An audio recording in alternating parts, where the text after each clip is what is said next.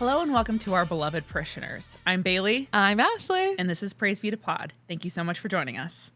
Ashley, what is on your heart? My little dog Coach, who just turned 1 year old, Big boy. is attending Camp Courage this summer. What is Camp Courage? Wait, I went to a Camp Courage growing up. Is it the same camp? Probably. Okay. No, it's, Did he learn about like environmentalism? No, he's learning how to not be so shy. Oh, I did learn a little of that too. And I learned how to stop being disobedient. How to not be scared of cars Okay. and people. Okay. Yep. So we had signed him for training class and he was too scared. He just hid under the chair. And so then I contacted the company and I said, hey, I don't think classes are for him. They were like, you can put your money towards a trainer coming to your house. So we had to pay like $50 extra. And someone came to our house, Coach Abby. And Coach Abby loved the shy babies, is what she liked to say. Cute. And she was really good with him. She taught me a lot. It was very overwhelming. And she basically taught me like because he's a breeder surrender, he's like really comfortable around other dogs. And if another dog shows that something's okay, then he'll do it. So like we've really used our other dog to like first show him like, oh, Bailey's over. See, Bailey's petting Murphy. She's okay. And then he'll be more curious about Bailey, which worked. It did work actually Yeah. because he doesn't come anywhere near me. And then when I came in, you're like, hey, pet Murphy is your first thing you do when you walk in. So I did that and he got closer to me than he ever had. He actually had some curiosity about me. He didn't just stranger danger me immediately. It was like a very good idea actually. So he's growing. And then she said he would be a great candidate for Camp Courage, which is 2 days a week. He goes to camp all day with the trainer and her personal dog, who's very confident. And that dog kind of teaches Coach how to be a dog. Yeah. So he's gone 3 times. And he's slowly making progress, but I'm hoping for more. Yeah. I love It's really that. cute. I love that. And now I stop at like my St. Paul coffee shop because it's all the way in St. Paul. And then it's like 7 a.m. So I stop at my St. Paul coffee shop on the way back. I'm like, well, had to drop off Coach at Camp Courage. And I just feel like a mom.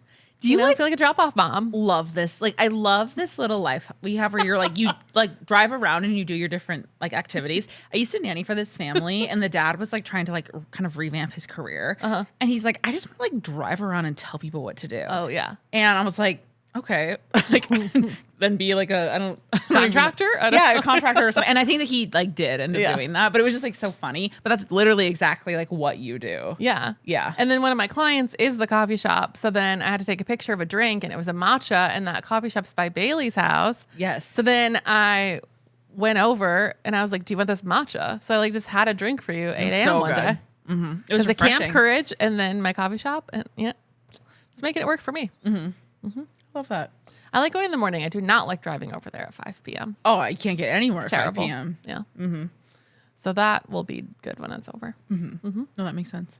What about you? What's on your heart? Well, I was going to talk about something else, but now that you have talked about Coach going to Camp Courage, I actually want to talk about one of my earliest Camp Courage memories. Where was Camp Courage? I think it was like far north. Or it was kind of so our elementary school would either every year go to D Portage or Camp Courage. And I think one of them was like in Ely. Like it was like really far away. Like up by Canada. Something like that, yeah. But basically it was this like rugged environmental camp where we learned about conservation, which like looking back, like only a rural Minnesota public school would do like conservation camp. But that was before this stuff was politicalized. Yeah. So like people were like getting vaccinated still and caring about their neighbor. Recycle. Yeah. Yes, exactly.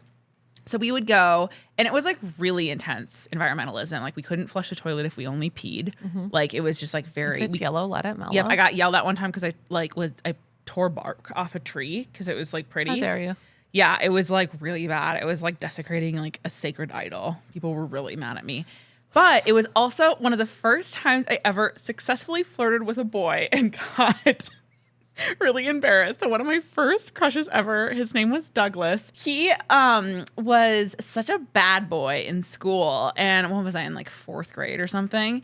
And he was actually a year younger than me. So You love a redemption story. So maybe there's hope. yeah, I should maybe look up and see what he's doing. But anyway, so I had a big crush on Doug and we went to Camp Courage and it was an overnight camp, which is crazy. Yeah. And I remember I was like, we were all hanging out and we were like chasing each other because that's what kids who have crushes on each other do. And then there was this girl who was like, said something about like, whatever, Bailee, like we all know you have a crush on Doug.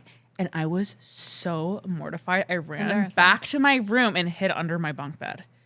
And then, I was so mortified. Like, that was the first time someone ever called me out on a crush. And I was like, I can't do that again. Yeah. Yeah. It was like so crazy. But I loved Camp Courage. Oh my God. I went to Camp Victory as a kid. And Is that that's a where I Christian worked camp? and stuff. Yeah. Yeah. But everyone always thought it was a special needs camp. Victory in Christ. Why would they think that? I think there was like a special needs type and program that was something Victory. Oh, okay. So they did like a camp like that. Okay. Like a national thing or something. Oh, that's so cute. Well, but this wasn't like Bible camp. This was like my public school did it. Wow. And we didn't even have a lot of money, so I don't know how we get all these kids to do an overnight camp somewhere. We only went to Quarry Hill. What the hell is Quarry Hill? It's this weird park outside of Rochester where there's a bunch of fossils. It's like quarry, like a quarry. Yeah. No, I'm familiar. Yeah. Oh, I just remembered that I think it was either at Deep Portage or Camp Courage. There was a bog. And it was like you know what a bog is? It's like the swamp that is like so, like the first layer on top of the swamp is like so thick with greenery. And apparently when like bodies go missing under a bog because they can really easily get sunk into it, they can't typically get out because it's like there's nightmare ground above them, but their bodies are so well preserved underneath them. God. And apparently there had been bodies found in this bog. Up. Yes. A bog. But I think there must be a lot of iron in the water because all of the hair of the bodies turns red. Bailee, this is sick. What? People want to know about the bog people. They do. It's just like I wasn't expecting your like special camp for recycling to turn into like Such a true like a crime. morbid experience. Yeah. How old were you? Oh, I went to Camp Courage or Deep Portage like every year since like 3rd or 4th grade up until 6th grade. What is Deep Portage? Is that a town? It's the same thing. It's a camp called Deportage? Deep Portage. So it's like probably a portage, like some type of like, I don't know. It's all like, maybe I'm making this up. I don't even know anymore. If you went to Great Eagle Elementary School and you also went to Camp Courage or Deep Portage, please confirm this for me. I don't know. It's just like they're environmental conservation camps for kids to learn about science and also indigenous culture. There was like stuff like that. So just like classic Minnesota stuff. Yeah, I have some good memories in middle school going to like the Minnesota type Renaissance fair. It wasn't the Renaissance fair because it was about like fur trappers. Did you ever go to this? No. It was where I first had kettle corn. Did you go to this? Minnesota is such a weird place. We are jumping around so much right now. Who cares? This is our podcast. We got to move on. Do whatever we want. It's been a long time It's been a since we've moment. done Trust and Obey. So I would love to know what you are trusting and obeying. Okay, well, it's Aperol spritz o'clock, meaning Thank God. that summer is the season of Aperol spritz. If you are not currently drinking an Aperol spritz, I think you should pour yourself one. don't we have one right Unless you now? are like sober or something, then please ignore everything I just said. And I'm sorry. There are really good alternatives. NA alternatives. For They a are not spritz. as good as the alcohol ones. I know. But there's delicious things. But I think that Aperol spritz is such a light, fun, summery drink, and you don't have to have too many of them because they got a decent amount of alcohol in them, but they're just so refreshing. A spritz of any kind. That is what I recommend if you want to have fun and have a good life. 100 OP. Yeah. What about you? What do you have to trust and obey? Okay, I just want to say something about the Aperol Spritz first. Okay. I recently had a really bad flare-up. If you watch the episodes with Danny and Becca, I was extremely inflamed and swollen, and you can tell. And I can't drink alcohol right now, and it's annoying. I'm sorry. Terrible. And I still have no answers. I did blood work. Nothing happened. But my chiropractor is putting me on like some crazy regimen Okay. of, I don't know, pills. Yeah. I don't know what they are. And she said, see if this works. We'll give it 4 weeks. And I was like, okay. Okay. Are you willing to do something woo-woo? Oh, yeah, that's what I'm doing with her. Okay. She asked me all these questions about when I had mono in 9th grade. Okay, I'm gonna call my mom after this episode and ask her if Jean can see you. Great. Because Jean is this, like, I guess, witch doctor in Yes, St. please. Cloud who does this. She has this device. It's so, like, at the intersection of, like, woo-woo and MAGA. Is it where they put your arm up and then... No, she has this little device and she can, like, tell if you have, like, weird things going on in your Great. body. And I think that it kind of works sometimes. My mom swears by Jean. I was able to, like, locate if I had a parasite in my body. Oh, I bet I have it all. It's a lot of stuff. So I'm going to see if Jean can see you. I would love to see Would Jean. you like that? I would love to see Jean. All right. My mom will be so pleased because every time she brings up Jean, I was like, if you bring up Jean one more time, but you won't get vaccinated. Like, I'm going to the real life doctor, but she's going to be so pleased that I'm specifically asking her, hey, I need Jean's number. Here is what I need from you, though. Okay. I need to meet your mom. You can do that. You can't tell her how we know each other. As far as she knows, you and I met at church. We met at a Wolves game, There you go. didn't we? Yep. The first time we hung out? I actually am, when I have my dinner to celebrate when I get out of credit card debt, I'm probably going to invite my mom. I don't know if she'll come, Cute. but you might meet her there. Does she have long hair like you? Yeah. Oh, I pictured that. She looks a lot like me. Aw, cute. Yeah. Lovely Okay. lady. We are not doing great. Keeping to the outline. But I need to talk about My Trusted Obey. Oh, yes. And that is the show Couples Therapy. Oh my God. It's so good. Is that the one on all the TikTok clips where the lady is, like, basically yelling at the No. husbands? Okay, never mind. Well, maybe the patient, but not the therapist. So there's the show on Paramount Plus. Our friend Skip got me on it. And it's literally couples in therapy. Okay. That's it. You see like scenes of them going to therapy with this renowned therapist, psychoanalyst. Oh, in New yeah, York. this is the one I'm thinking of. Yep. Yeah. I've seen some clips and some of them are really wild. It's crazy to watch. Yeah. So like these couples get to go to therapy for free at this like really expensive doctor so that they can be filmed. And she gets to have more diverse patients that way. So there's like trans couples and thruples and, you know, there's like an ex-Mormon couple that's really interesting because their marriage is like fucked up from the church. This podcast audience would love that one. Yeah. There's people who are, there's like a very Christian Korean woman married to an atheist. It's amazing. I flew through 5 seasons. Yeah. Highly recommend. Like literally go sign up for Paramount Plus for 1 month just to watch it because it is, if you like therapy or psychology, it's wild. Yeah. It's so good. I will say some of the clips I watch are unbearable. Yes. Particularly, like, I'm not trying to do the whole, like, men are terrible, women are awesome. Yes. But, like, And some some and are I really get that bad. some of these couples are in couples therapy, so there's an existing problem. But there was this one with this guy that was really contrarian, where he basically denied everything that someone said or got really hung up on semantics when his wife was trying to explain herself. He was so condescending, and I was just like, is this what people have to deal with when they're married? And the That's interesting insane. part, yes, but the interesting part is seeing how the therapist figures out how to deal with that person. Yeah. That's what's interesting. I would say too, because it's not, I know that I've learned a little bit about like how they can intervene specifically when they're dealing with when one person's a narcissist, because they know they can't reach that person. Yeah. And she never makes labels like that Yeah. on the show anyway. Yeah. It probably wouldn't be helpful. And then you'll see her talking to like her colleagues to get help. Yeah.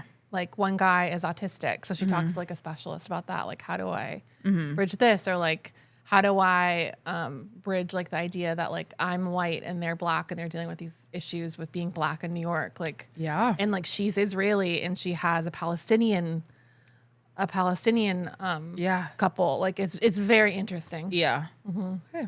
That sounds really interesting. Yeah. Wow. It's really good. I would actually watch it. I need to get, is Paramount Plus what Yellow Jackets is on? I think so. Okay. Yes. So good. Okay. So I need to just, So good. I just need to sign up Is for the new Paramount season Plus. out yet? They're filming it right now. Oh my God, it's gonna be so long. I can't wait. Okay, so we are talking about something really goofy and quirky today.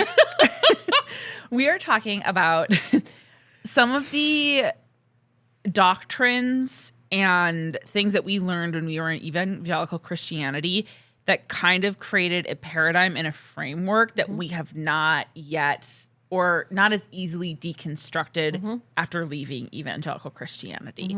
So I don't know if you have anything to add to that specifically. Yeah. So I got this idea from an Instagram creator named Lauren. The handle is the Kindred Space. And she had a carousel on her Instagram that like almost hurt my feelings reading it. I have read that carousel. Damn girl. So in the carousel, she goes through a lot of ideas of things that if you were raised in a high control religion that you have to unlearn, especially evangelicalism. So we were raised to think that if something is morally urgent enough that allowing other people choice and autonomy is negotiable, that instead of like, you need Jesus, which we used to say, we now say, you have to wake up, you have to go to therapy, you have to see what I see, you have to see it the way I see it. Yes. And you have to see it with the resolutions that I have. So this is what she writes on the carousel. I'm not on the other side of this, is what she's saying, but I'm steeped in controlling people's beliefs, like fully marinated in it. The urgency to shake people awake is so real, especially when it's people that handed you all of this harm and told you it was salvation. Shit. So I think it was like so poignant, and I hadn't seen this take before from the ex-evangelical community Yeah. and the deconstruction community, and that underneath all the urgency that we continue to have is grief. Like, maybe if I explain it correctly this time or enough this time, like they'll finally choose me. Yeah. And like, I don't know that I currently have that dynamic in my life, but I've had that dynamic in my life. I kind of just like don't have anyone in my life like that anymore on purpose. Right. But I've had that, and I know that you probably still have that with your family. And I've never understood that I felt rejected by them not believing me or choosing what I'm choosing or doing it the way I'm doing it. Yeah. Why do you think that feels like a rejection to you?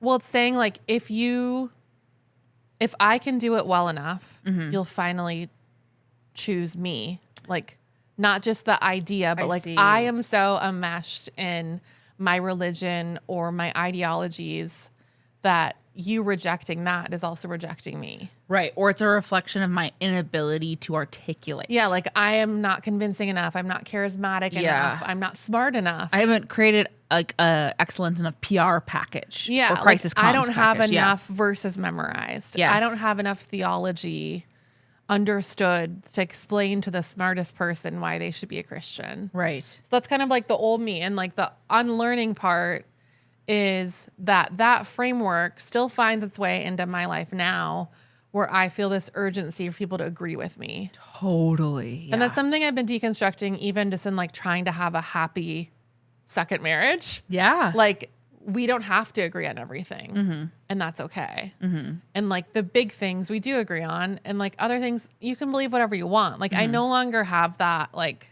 mentality, but unlearning that has been very hard. Right. And even though, so we were basically, just a little bit of context if you're like new to the podcast. So Ashley and I have a background in evangelical Christianity. So we were raised to believe that the responsibility of other people's salvation rested directly on our shoulders. So we believed that if you did not convert to Christianity in this lifetime, then you didn't say the salvation prayer or whatever it was, or accept Jesus as your savior, that you would go to hell. And it was the responsibility of other Christians to evangelize to you so that you could be saved. And so like we were given like training and drills and instruction on how to properly evangelize to people. And that was maybe one of the most important things that we were tasked with as evangelical Christians. And that is honestly something that is a lot harder to unlearn than just like the basic deconstruction process, because that is in the body. Because there's a lot, especially when you learn it young. And young. Yes. You learn a lot of, I mean, there's a lot of things that I am also unlearning right now, because we were told that like Jesus or like the Holy Spirit worked through us, and that everybody else who wasn't Christian was lost, or they had not been enlightened, or they haven't been saved. And so there was this very binary, like they were living in deception and we were living in the truth, which does two different things. It gives you a really inflated sense of self. It makes you believe that you're better than everyone else. And then it also gives you a very, very burdensome level of self-responsibility to make sure that you are the one changing people's mind. And I definitely noticed that today, like, we've talked about this before, how like it seems like a lot of people who have a background in Christianity like this end up in like comms careers because comms is about persuasion. And I had like a career in like political persuasion. And I have, you know, a lot of examples of successful political campaigns and unsuccessful ones. And I can tell you that it is devastating to like lose an election. Because you like, I mean, I know it's even like more devastating for a candidate because it's more identity focused. But like when you're tasked with like being like the communications manager and you are like tasked with persuading and creating like the best messaging framework to convince people of like what you think is their ultimate salvation and they reject it, it is such an intense form of rejection. And I definitely carry that with me today. And, you know, there's a part of me that feels very like, you know, a lot of it is the rejection that you talked about where you're like, oh, like there's something inherently wrong with me if they don't receive it. And a lot of it is also this, like a lot of Christians have this inflated sense of like ego. Like they think there's some type of like Moses leading all of these idiots out of this like terrible situation. And it's like this infantilization of everyone else. Like nobody else is like destined to find Jesus. Like you have to like wrangle all of these sinners. And they're like, you know, a bunch of cats running around and you're like, I don't know how to catch all of them. And you're the only one who like can see the truth. And I definitely feel that way even in my, you know, my own family who's still very MAGA. It literally feels like wrangling cats because it's like, are you like literally inclined to deception?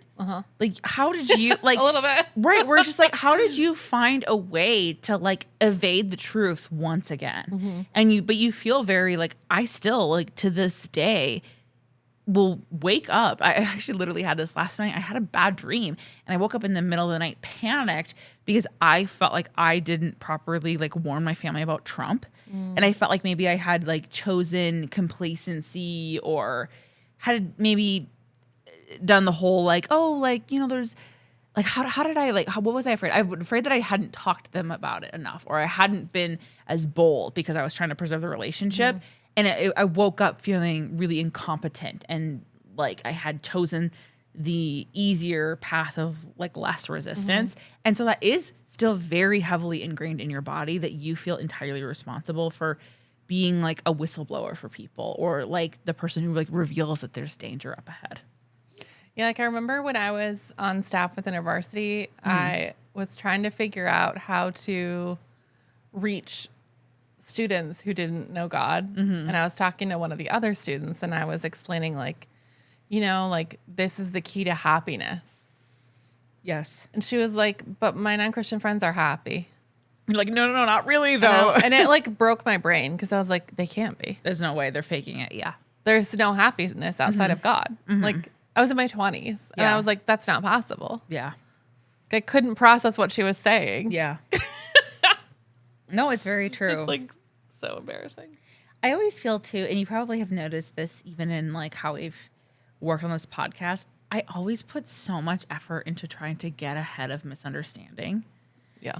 And I feel like I have always been surrounded by people who go out of their way to try to intentionally misunderstand me. Because, you know, when you grow up evangelical, people aren't necessarily motivated by logic. They're really having to do a lot of mental gymnastics to align or like reconcile reality with this like religion that they have, and they're not particularly compatible with each other. And so I felt like every time I would try to like, you know, present a different way of thinking when I was deconstructing, I was always met with like people almost like going out of their way to like misunderstand me. One thing I noticed that I did a lot specifically when I worked in politics is I, and for good reason, had a very low regard for the audience, mostly because like I just knew people were going to go out of their way to try to misunderstand what we were saying.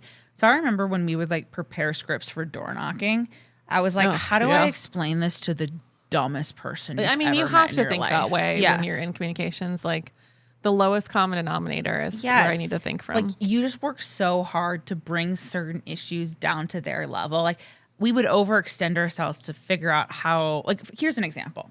So when Roe v. Wade was overturned and there was a state level election in Minnesota, we had to figure out a way to like get people to vote for the Dems because they were the only ones who would protect reproductive freedom. And we were able to like codify abortion access in Minnesota. But we had to ensure that people who had mostly voted Republican could get behind, like, no, you actually don't want to have abortion outlawed in the state of Minnesota, even if you thought you were pro-life. And so we would just like, we created this like messaging framework to kind of frame abortion care as like reproductive freedom and personal autonomy, like kind of appeal to like the libertarian voter base. Like, you don't want like the government messing in your marriage and your relationships. Just something that, which is good. It was like a good method. I think Kansas also tried that and had a really like amazing success with it. Oh, wow. So we kind of like imitated their model with it when we were creating comms. But I feel like I do that with so many people in my life where I'm just like, how do I baby food? Like, how do I baby bird them this message right now? Which is, I guess, fine when you are working in like high level comms like that. It's like manipulative. But in your interpersonal relationships, like, I don't want relationships where I'm talking to someone like they don't know their left foot from their right foot. Yeah. But I feel like I get into that mode because I feel almost like people are inherently against me and that they're going to try to use my words against me. So I have to have like a really airtight response. And I feel like that trauma comes from evangelical Christianity because you're told that like the world is going to intentionally try to villainize you.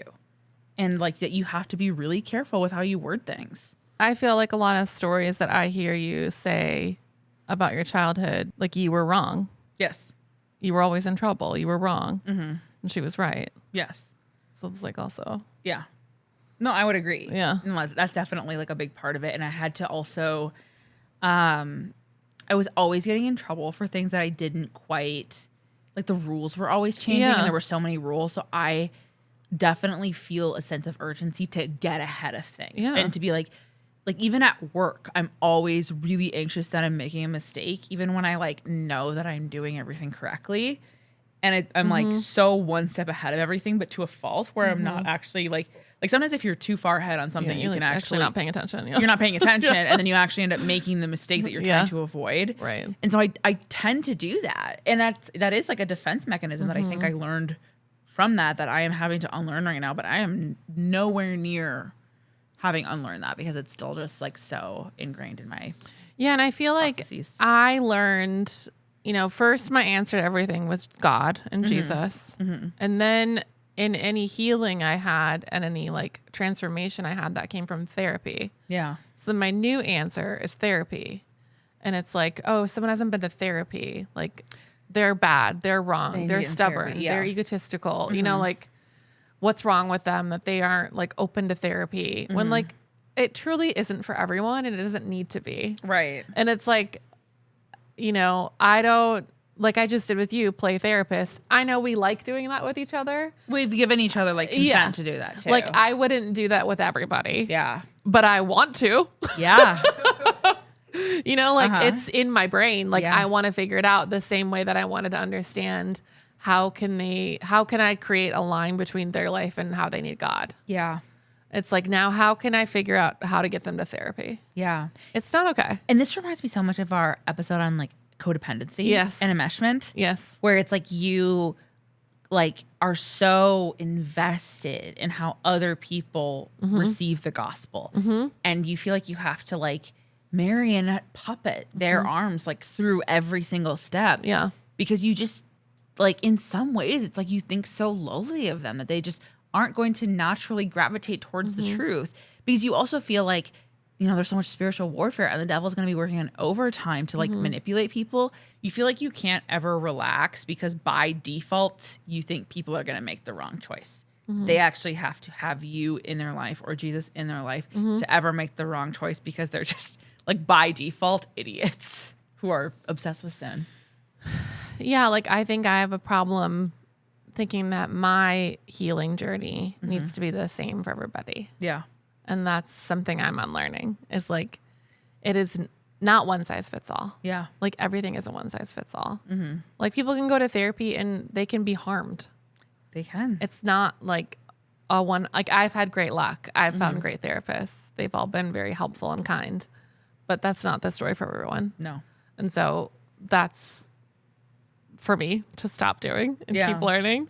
Well, also therapy isn't accessible to everyone. Like there's a lot of barriers to therapy. And so it can't even be the solution for everyone. Right. Yeah. Thankfully, there is a lot more options now, and especially things that are like covered by insurance, which I've never had. And that's really good for today. I would like to talk about what is the difference between a boundary and control. So control being like, you need to stop that. And then, you know, like let's say you have kids and you don't want your kids to be learning to get red pilled. Yes. What's your boundary? What are you controlling? Right. You know? Because I had so much control over all the media I consumed, but it like backfired. Because I definitely had parents that thought like the more exposure to the world we limit in our kids' lives, the more like primed they're going to be to have like a successful relationship with Jesus and to receive the gospel. But it literally backfired because it was so oppressive and it was so controlling. And we have personal examples of our life where that doesn't work. So I honestly don't know, because you have to respect the agency of your children and of other people. But also like, yeah, I really wouldn't want my kids to get red pilled. Yeah. I remember asking my friend who has like a 16-year-old son, and I was like, oh, are you scared of him with the internet and like porn? You know, like I was like, that's what our generation's parents were so scared They really were. She's like, no, I'm scared of him getting red pilled. Yes. She's like, so we have to talk about it all the time. Yes. And I guess it kind of makes more sense with your kids, because there is more of a sense of responsibility you have. I've also noticed this too for myself, that I feel like I evangelize leftism to other people. Yes. I'm literally like, I truly believe, like I view the world as this black and white binary of like the far right and the far left. Like I, to some extent, sometimes you can't unsee what you've seen. And I do think, like we've talked about this in other episodes, where it's like, it always like, it's all the way to the top, or it always goes all the way to the top, where it's like everything is patriarchy and racism, white supremacy, like everything like that. But I feel like I cannot stop viewing everything through that lens. And I feel this intense pressure to convince people who don't see that, like why they have to understand like that's what's going on. Like I always am like really obsessed with like trying to like impart class consciousness into my family, because, you know, we've talked about this before, where a lot of times like rural low income people are genuinely like frustrated with very real problems, but they always end up blaming the left when it's actually typically the right that is the problem. Right. And so I feel this intense pressure to like show them like, no, you are right. Like you are seeing things correctly, but you have the wrong villain. And I literally spend most of my time thinking about ways that I can like reframe people, maybe more than anything else. I think about it because I'm obsessed with viewing the world through that. I can't not think about it. It's so crazy. Do you think that framework is the same What do you mean? as like religious evangelism? Here's where I was thinking about this today when we were like preparing for this episode. I would say that I probably get the same framework, but there's also a part of me that's like, but what if I'm right? And it really, I mean, it's kind of like, which is also so evangelical, because you're like, when you're deconstructing, you're like, oh, but what if hell is real? If hell is real, then it really is this serious. We really do need to evangelize to all these people and put all of our might and energy into trying to convert them to Christianity, which is like valid. Like if hell was real, that is technically how a Christian should be spending their time. And conversely, if I really do believe that patriarchy and white supremacy and all these power structures are as destructive as they are, then shouldn't I technically be spending all my time trying to evangelize people into it? Like, yes, I am using the same framework, but is the framework itself wrong, or is it just that I was misapplied?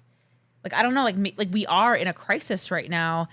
It'd be kind of like, I've used this metaphor before, but if you saw a child crossing like a railroad track and they didn't see that there was a train coming, you might feel compelled to like push them out of the way so they don't get hit by a train, and they might break their arm if you were like push them hard enough, but you are technically saving them from an oncoming train.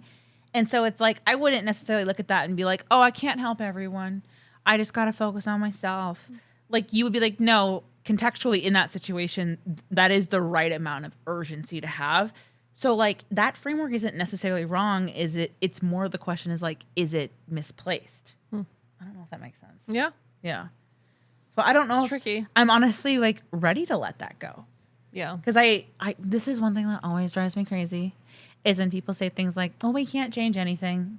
Voting doesn't change anything. Both sides are corrupt. You know, it's not a right or left issue. All of this shit where I'm like, just tell me you voted for Trump. That's what you want to fucking say. Yeah. And I just feel like it's this weird, we talked about this in our last episode, spiritual bypassing. I feel like it's a way that people like politically bypass, where all of a sudden they're like, I'm above it. Like actually, like they are so overwhelmed. Yeah, I've started to hear nitty-gritty. like as Trump has gone insane, I've started to hear a lot more of like, oh, I think all politicians are corrupt. Exactly. And I was like, I didn't hear that 4 years ago. Right. Interesting. That was actually typically more of like a left leaning, like where like we all need, like we need to stop being so divisive. That's like a big one too. Oh, but except for Ronald Reagan. Yes, that guy is still, you know, Jesus Christ incarnate. But no, I literally like there is a certain level of like I still have so much resistance in my body where I'm like in my mind like, no, I'm not ready to let this go. Like I am still gonna fight. Like I don't know, like I'm kind of a martyr for this issue. Okay, then how do you respect autonomy? I don't. Okay, next question. Here's why I don't respect autonomy in this situation. Because there's no such thing as true autonomy, because in those situations, their autonomy is infringing on other people's autonomy. So like I can do the whole like, oh, like you believe what you want to believe, like let's just respect each other's beliefs. But if your beliefs are actually actively hurting other people's livelihoods, then it is my business. But I will say, with the electoral colleges, I'm familiar with their work. and living in Minnesota, it doesn't matter. I disagree. The rural vote doesn't matter because this state always votes blue. It's true, but there is also active attempts to redistrict the state of Minnesota, as it is across the country. Yeah. And so, like, yes, like in some aspect, I'm not so much trying to make it better. I'm trying to make it not like worse. Like things are not as secure as they are. There are active attempts to like disempower the voting power of the Twin Cities residents, which have carried us blue into elections like year after year. But like those things are actively like under attack right now. And yes, like I also think like even if they were secure, Even what if happens- we still have Jacob Fry as our fucking mayor of Minneapolis, who made some dumb list of good mayor. He's a bad mayor and no one in Minneapolis likes him. right. Just so you guys know, only the rich people like him. Well, also other people from different states who don't actually know what it's like, because he has this like public persona of being this just like Just think of him as like the most annoying, He's cool very pastor that was cool on Sunday and then gross the rest of the week. Right. That's him. Right.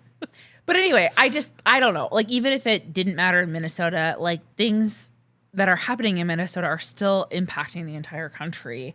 So I do like feel like a sense of urgency where I'm just like not ready to let up on that. I don't know. Okay. But I don't think I'm necessarily right. I cannot see beyond it because of this conditioning. I just want you to be free. I don't. But I do think that I am more like, not complacent, but like, I don't know. Like sometimes I'm just like, whatever. And you're never like that. Yeah. I don't feel like I have the option to because of what I know and what I've experienced. You sound so Christian. I know. But like, I'm going to be honest. Can I be like honest for a second? Please. That's why we're having this I don't conversation. love to hear you say that about yourself. Like about the word complacency. I hear that, and how I interpret that. I'm not saying like you're like this as a person. I interpret that like that sounds like privilege to me. It is. Yeah. And so like to me, like I don't if that's what freedom is, then I don't know if I want it, because I don't want to disengage in like our liberation. But I don't necessarily, I'm clarifying that I don't think I'm necessarily right. That is just like my response to hearing you say that. It's like, you know, maybe like how I would describe it when I was evangelical is like, no, like the road to hell is paved with good intentions, like that kind of a thing. I think for me, it came down to like my own mental health. Yeah. And I wasn't willing to continue to damage my own mental health for causes that I don't seem to have an impact on with people who are not curious of what they are. Yeah. And they don't want to talk about it and they're not interested. I think that's more of where I've come to is like, you know, I'm willing to have a conversation. It's like definitely more the pathway in Christianity of like, they'll notice something different about me, you know, vibe. Yeah. And I don't necessarily think I'm right either. I don't really know what the right thing is to do, but There's like probably a combination between the both of us. I no longer feel the urge to control people, which I used to, or figure out their own outcomes. Yeah. And that's like healing for me. Yeah. And I don't want to go backwards. And like the divisive world we're in doesn't make that easy. Yeah.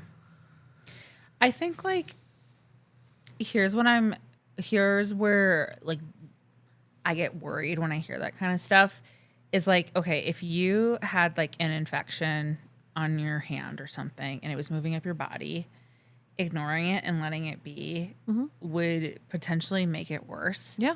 And sometimes you have to cut off the hand. And so like, I know this sounds grim, but in my mind, it's more like, when is it time to cut these bitches off? Like it's like the MAGA movement is such an insidious infection. I agree. In our country, and ignoring it feels like ignoring gangrene or sepsis. Like it feels like imminent death. And so like in my mind, I'm like, fuck my mental health. How could like that doesn't matter anything in the grand scheme of like whatever, like everybody has to sacrifice something in order to do this.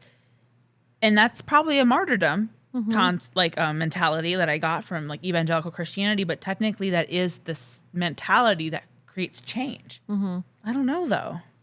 Do you feel like you've seen any change?